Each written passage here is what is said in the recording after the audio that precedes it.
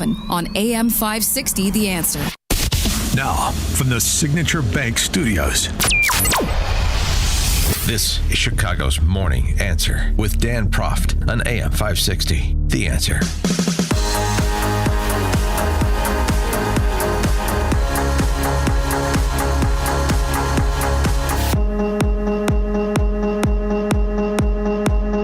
Top of the morning, Dan Proft here. On Friday, we brought you the latest from BLM Brandon. Words that should be included in every story detailing the daily murder and mayhem on the streets of Chicago. These words. The fact of the matter is we are driving violence down on this city, and we're using every single resource that's available to us. Jails and incarceration and law enforcement is a sickness that has not led to safe communities.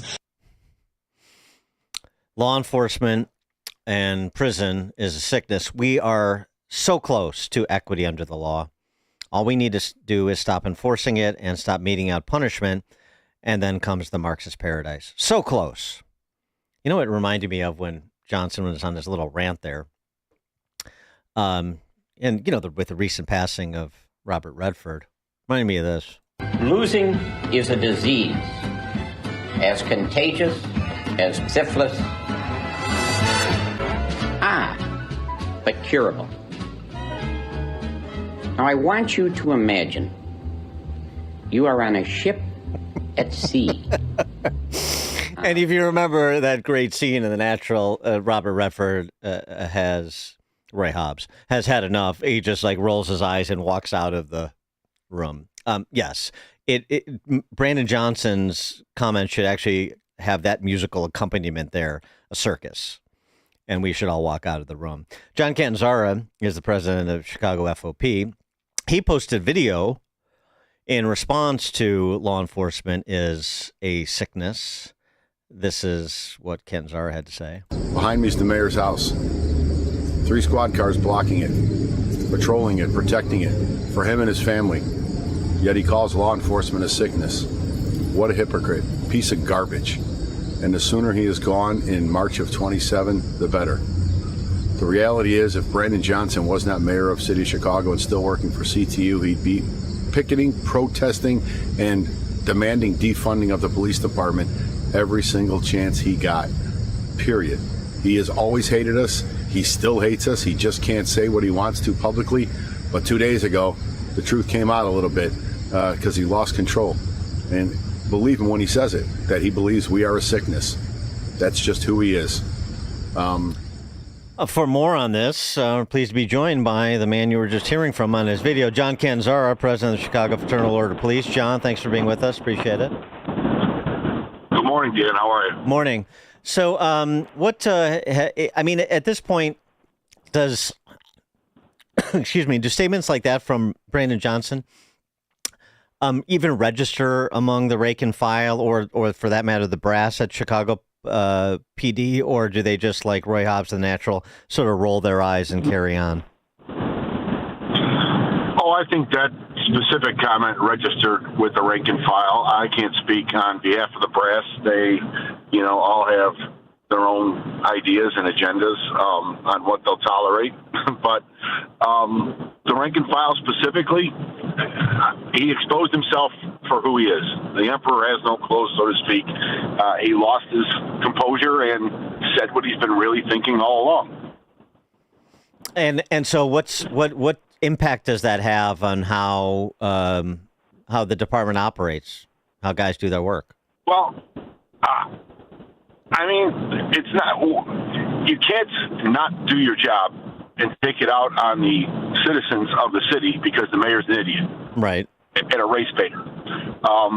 So the men and women of the Chicago Police Department are still going to go, still make stops, still get guns off the street, and still support and try and protect the victims and the citizens as a whole. That's never going to stop, and it is the reason why crime is going down, because they have been doing their job all along. It's just now there is a Cook County State's attorney who actually prosecutes people and follows through on it. And, thank God, a new chief judge. Yeah, right. Tim Evans is gone, too. What is your perspective on the new chief judge? Do you have one? Judge Beach, by all accounts, I've never. I met him obviously in passing in 2016 Cal in the last few years, but I've never had any cases in front of him, so I don't know a whole lot about him other than from what I hear other officers speak, and it's much better than where we're at, that's for sure. So they were encouraged to see him replace Tim Evans. They think it's going to be better. I don't think it could have gotten any worse. So well, yeah, sort of like Kim Fox. Yeah, right. Okay, so with respect to Snelling, would you? I mean, I know he's in a tough spot because he's an appointee, but a statement that is he though? I'm sorry. Go ahead. Is he though? Well, that's what I was going to appointee all you want. That's what I was going to ask. Would you like to see him say something when you see a mayor make a statement like that?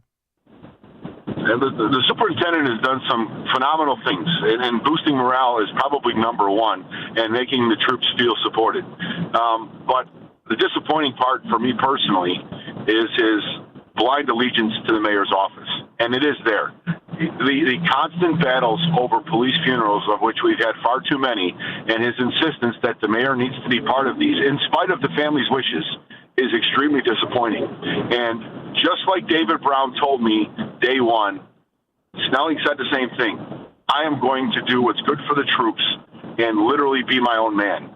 But that is not the case yet again. It just is not, and there's no way around it.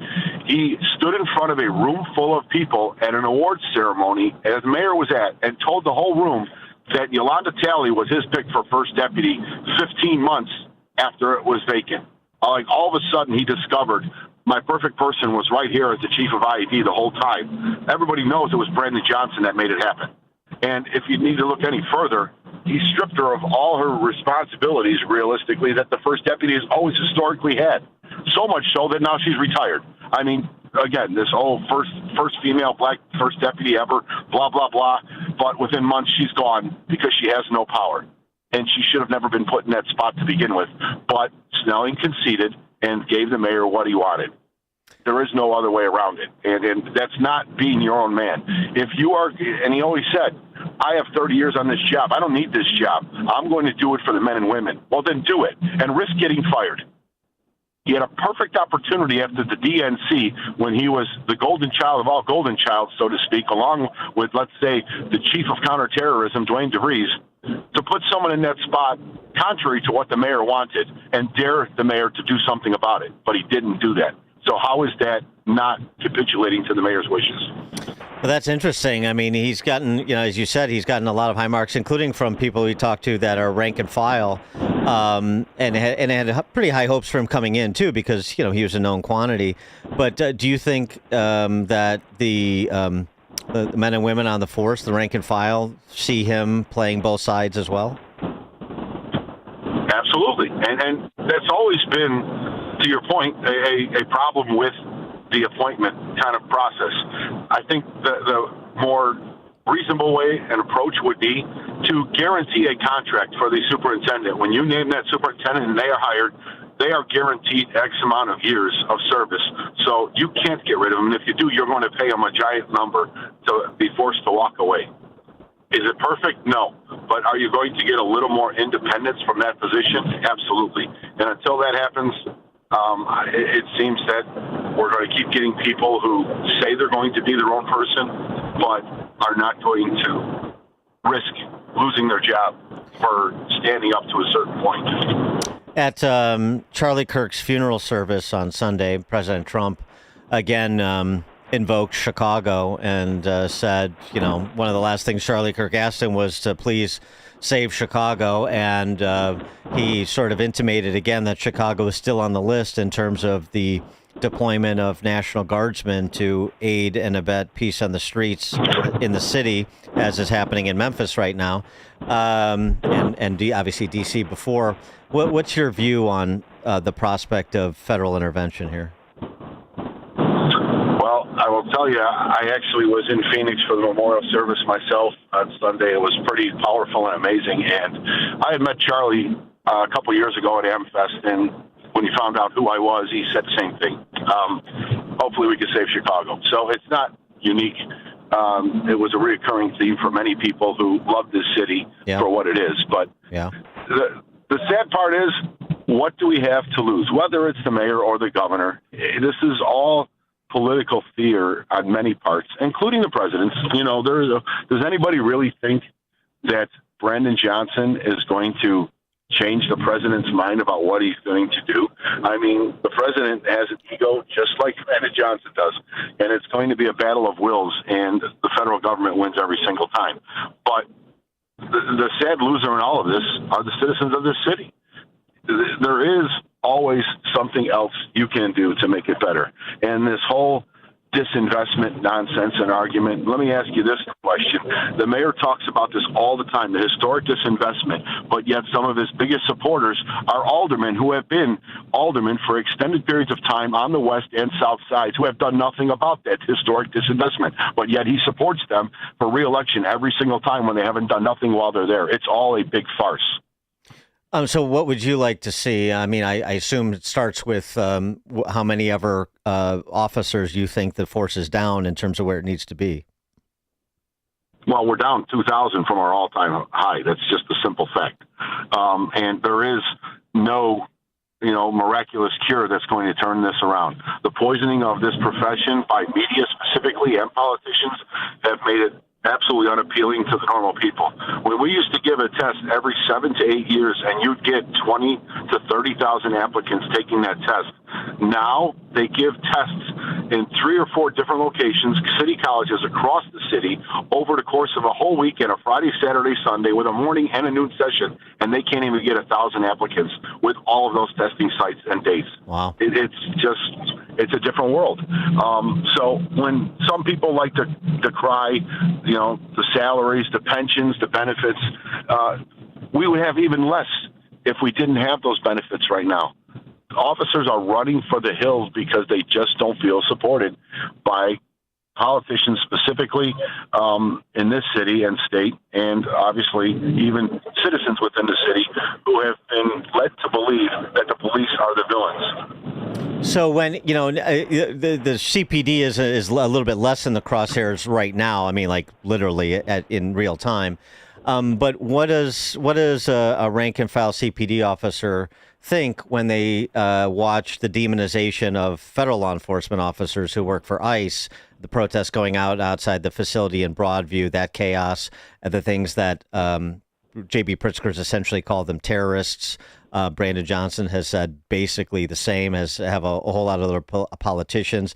These whistle brigades to point them out if they're in the neighborhood and so on and so forth. The complete lack of support from and obviously the dynamic of the sanctuary city that is Chicago. What do Chicago police officers think when they watch another law enforcement agency being treated the way that it's being treated by its political leadership? I got to tell you, very few things irritate an officer more than watching fellow officers get attacked and having to stand by helplessly, so to speak, whether it's directly in the vicinity or even to just watch it and have knowledge that it's occurring. They are a law enforcement agency, and shame on anybody who thinks otherwise. They do deserve the protection to do their duty and their job and their mission, and that is their mission. You cannot like the mission, but it doesn't matter. They have a job to do, and they shouldn't be subjected to what they're being subjected to. And I can guarantee you, if we had a different mayor and different department directives, the men and women of Chicago Police Department would, I'm not saying gladly, willingly, or joyfully, but absolutely willingly participate in protecting federal officers from getting attacked by crazies. And that's just what they are. Brandon Johnson said, and J.B. Pritzker said the same thing, what they're collectively doing together is working. So there's any suggestion of a violent crime problem is a manufactured crisis. Those are the words Juliana Stratton used, the lieutenant governor. What are they doing? Is it working? And if what they're doing isn't the proximate cause of a reduction in some violent crime in Chicago, what is? Again, it's farcical. These violence interrupters wasted millions of dollars. It's contracts thrown out to their friends to sit there and put ex-cons, and I'm not saying they're all bad, but, we don't have to look too far for examples where that hasn't panned out very well. they're not responsible for really anything, to be quite honest with you. It is all about prosecution and fear of going to jail. If their mindset and their approach was so accurate and that they're responsible for this drop in crime, then why is it that we have weekend after weekend, especially holiday weekends, where the violence erupts yet again, just like it does every single year? Just because criminals are taking a break to kind of gauge what's going on in this world and in this city, and am I going to get away with it, doesn't mean that they are doing anything different. The men and women of the police department are the ones that actually do the work, and they are doing the same work now that they have been doing all along. That has not changed. So they're full of it when they say that they're responsible for some big dip. It's the prosecution component of it that's made the difference. John Cantanzara is president of the Chicago Fraternal Order of Police. John, thank you as always. Appreciate it. And can I add one more thing? Yeah, sure. As far as being a hypocrite, I want people to know how big of a hypocrite Brandon Johnson really is. You know, he talks about law enforcement being a sickness, but yet every day law enforcement drives his 2 kids to a school out of district from where he lives because the school in his neighborhood absolutely sucks. So he sends them to another school where they get a better education. I mean, it's just the ultimate hypocrisy. Mm-hmm. Did you have any comment on the rumors about his medical condition, for lack of a better description, these anxiety attacks he allegedly has? I don't know if it's alleged, but it seems it's pretty well. It's a well protected secret, but it's not an unknown secret, and it's not mythical or made up or manufactured. It's factual. It happens. I mean, this is a guy who has a 2-person SWAT team everywhere he goes in a vehicle, following him all the way around. But we're a sickness. Yeah, right. Apparently, we're also the remedy too, because we can administer first aid when he has one of these panic attacks. John Cantanzara, president of Chicago Fraternal Order of Police. John, thank you very much. Thanks, Dan. And John joined us on the Turnkey.Pro answer line. There's only one radio show in Chicago talking about today's biggest stories and telling you what they really mean. That show is this one, Chicago's Morning Answer on AM 560, The Answer. When it comes to industrial coating and finishing, cutting corners isn't an option. That's why leading manufacturers across the Midwest trust D&D Industrial Coatings in Racine, Wisconsin. From powder coating and liquid painting to blasting and custom finishing, D&D Industrial delivers top-tier protection and performance, fast, precise,